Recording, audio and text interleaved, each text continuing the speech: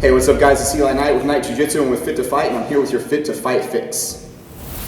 Okay, so there's a lot of things that we can do to attack the legs, and whenever I find myself inside his open guard, his legs are kind of moving around. Now I have to be careful because he has the dominant position as far as leverage goes. He has better base than me. If we're here and he's on his back and I have to deal with all of his limbs here, I have to figure out how I'm looking to pass. But sometimes the way that he sets up his guard, like if he sets up a De La Riva guard, he can actually kind of give me access to his legs and to try to attack his legs.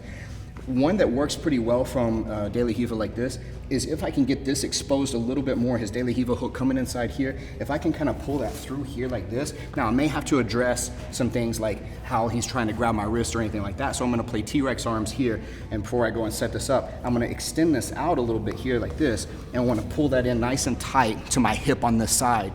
Now I wanna look for the roll. When I roll, I wanna duck my head under this leg, which usually isn't a problem for him because he's fishing around up here anyway to try to figure out how to use this to sweep. It may even be on the floor.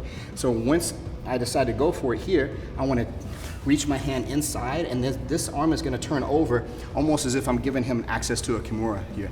And then I'm going to roll, and I want to kind of look toward his butt, not away from it. Whenever I go to roll here, this way.